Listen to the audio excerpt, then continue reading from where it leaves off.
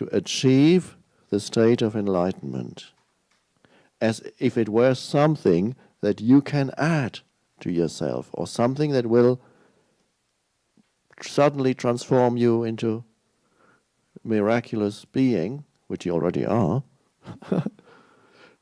But you won't know it if you think that is going to come in the future.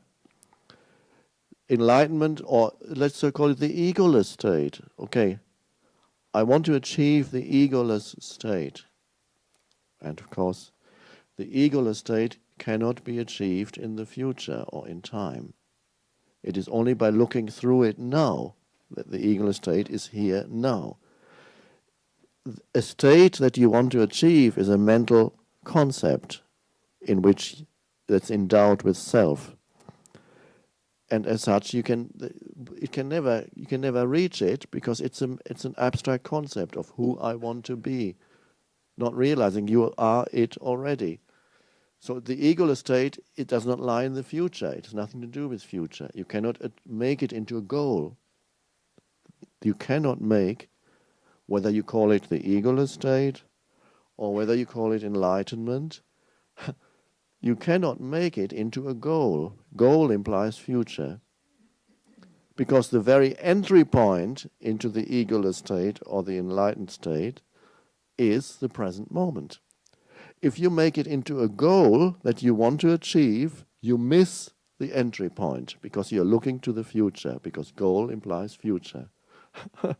And that is the dilemma of all spiritual seekers.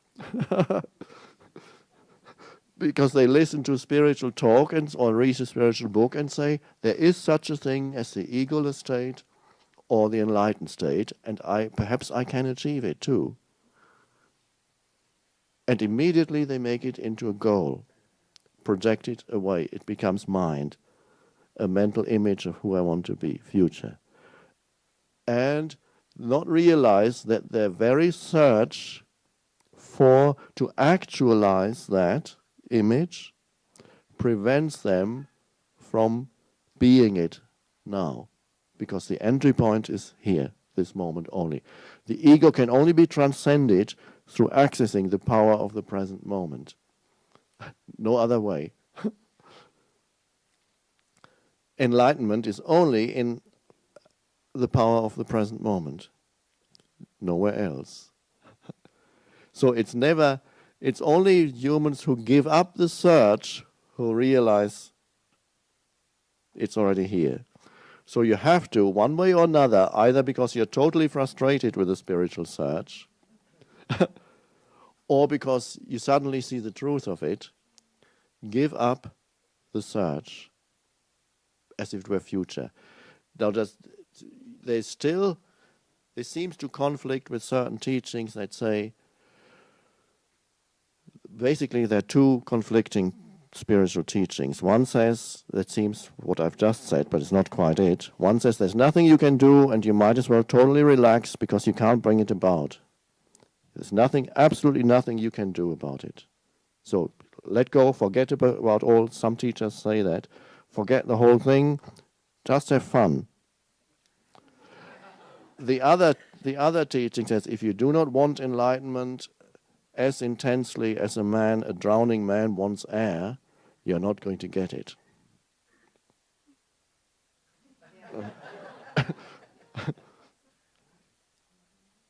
Now, what I just said seems to be more towards the other, that is, you cannot make it into something to want or to get.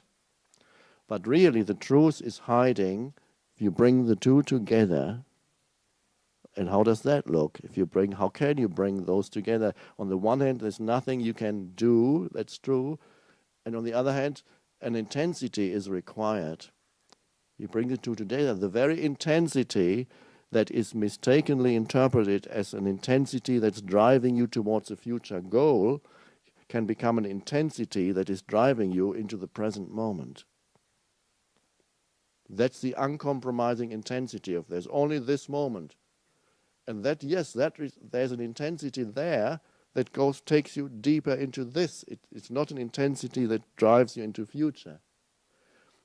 There's nothing you can do is true in the sense that if doing requires future and time, that doesn't help you. And of course, going into the present moment and becoming internally aligned with the present moment isn't really a doing. In that sense, there's nothing you can do. You can only allow the present moment to be and go deeply into it. It's a question of how you use language. But so in that sense, they are right. Yes, there's nothing you can do. And the others are also right. The intensity is required, the intensity with which you embrace the now. So there's the point. No future state. You're not becoming something that you are not now. And so you may have heard some spiritual teacher saying, you're enlightened already.